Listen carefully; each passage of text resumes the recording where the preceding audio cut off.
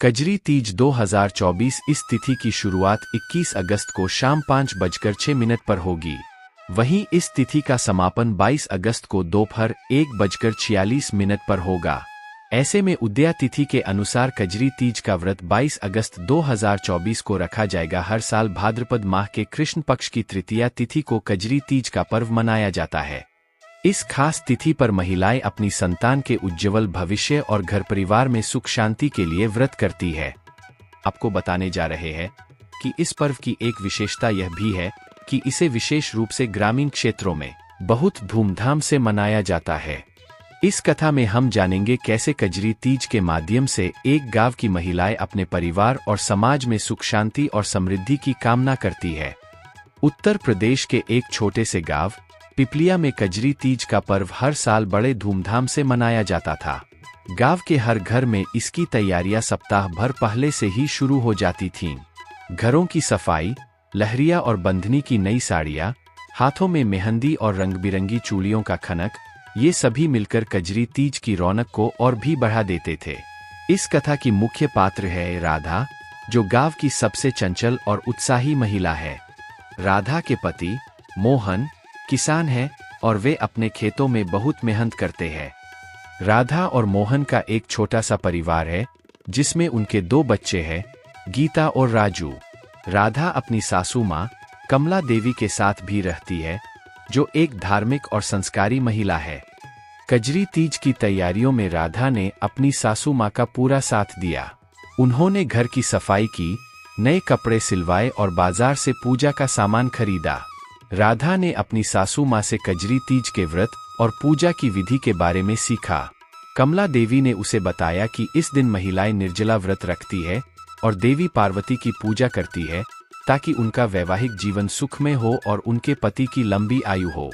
कजरी तीज के दिन राधा सुबह सुबह उठी और स्नान करके साफ कपड़े पहने। उसने पूजा की थाली तैयार की जिसमें चंदन, फूल, धूप, दीप, मिठाई और फल रखे।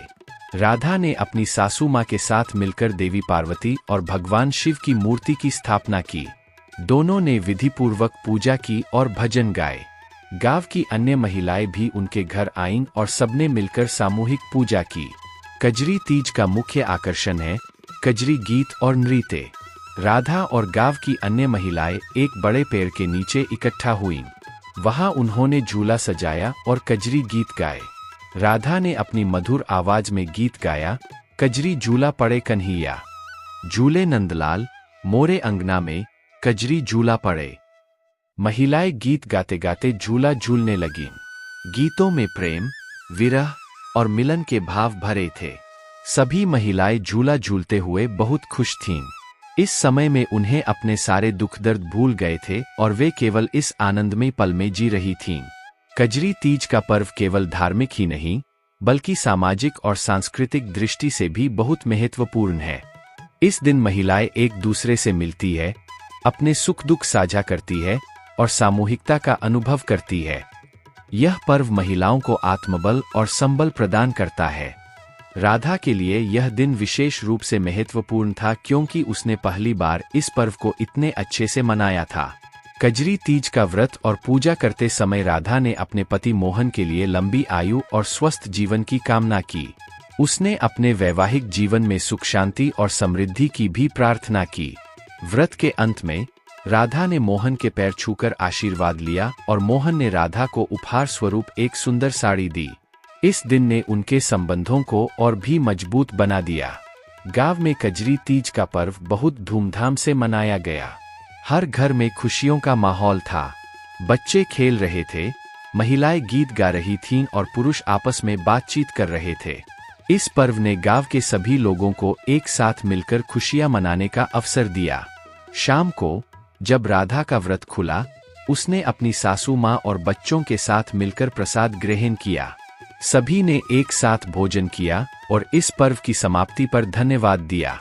राधा ने महसूस किया कि इस पर्व ने उसे अपने परिवार और समाज के साथ और भी गहराई से जोड़ दिया है। कजरी तीज का पर्व राधा और गांव की अन्य महिलाओं के लिए एक अद्भुत अनुभव था। इस दिन ने उन्हें अपने रिश्तों को संवारने, समाज में एकता और सामूहिकता का अनुभव करने और अपने जीवन को खुशहाल बनाने का अवसर दिया। कजरी तीज का यह पर्व हमें सिखाता है कि किस प्रकार हम अपने पारिवारिक और सामाजिक जीवन में खुशियां और समृद्धि ला सकते हैं। कजरी तीज केवल एक पर्व नहीं, बल्कि एक अवसर है जिसमें हम अपने परिवार और समाज के साथ अपने संबंधों को मजबूत बना सकते हैं। यह पर्व हमें बताता है कि जीवन में खुशियां छोटी छोटी चीजों में छिपी होती है और हमें उन्हें खोजने का प्रयास करना चाहिए। राधा की इस कहानी के माध्यम से हम समझ सकते हैं कि कैसे कजरी तीज का पर्व हमारे जीवन में सकारात्मकता और खुशियां ला सकता है। सब प्रकार कजरी तीज का पर्व राधा और उसके परिवार के जीवन में खुशियों का संचार करने वाला पर्व बन गया। इस कथा के माध्यम से हम सभी को प्रेरणा मिलती है कि हमें अपने परिवार और समाज के साथ मिलकर अपने जीवन को खुशहाल बनाने का प्रयास करना चाहिए। यह पर्व विशेष रूप से महिलाओं के लिए होता है और इसे सावन मास की शुक्ल पक्ष की तृतीया को मनाया जाता है। इस पर्व के महत्व को विभिन्न धार्मिक, सांस्कृतिक और सामाजिक दृष्टिकोण से समझा जा सकता है। धार्मिक महत्व: देवी पार्वती और भगवान शिव की पूजा।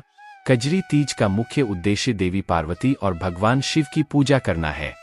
इस दिन महिलाएं निर्जला व्रत रखती है और देवी पार्वती से अपने पति की लंबी आयु और सुखमय वैवाहिक जीवन की कामना करती है।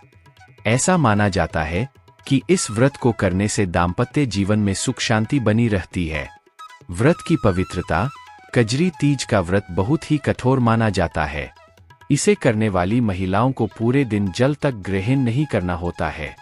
यह व्रत उनकी आस्था और विश्वास को दर्शाता है। धार्मिक ग्रंथों में इस व्रत की महिमा का वर्णन मिलता है और इसे करने से सभी मनोकामनाएं पूर्ण होती है। सांस्कृतिक महत्व: संगीत और नृत्य। कजरी तीज के अवसर पर कजरी गीत गाए जाते हैं और महिलाएं झूला झूलती है। यह गीत और नृत्य महिलाओं को सांस्कृतिक रूप से जोड़ते हैं और उन्हें अपने पारंपरिक धरोहर से जोड़े रखते हैं। साज-सज्जा और वेशभूषा। इस पर्व के दौरान महिलाएं नए कपड़े पहनती है, साड़ी, लहरिया और बंधनी की वेशभूषा धारण करती है।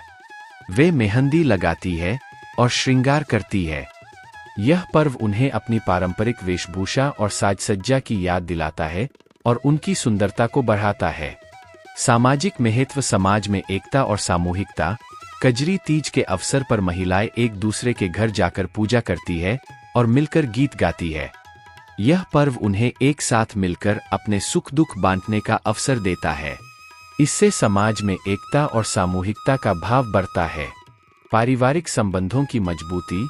कजरी तीज का व्रत और पूजा पति पत्नी के संबंधों को मजबूत बनाते हैं। इस दिन महिलाएं अपने पति की लंबी आयु और सुखमय जीवन की कामना करती है। इससे उनके वैवाहिक जीवन में प्यार और सम्मान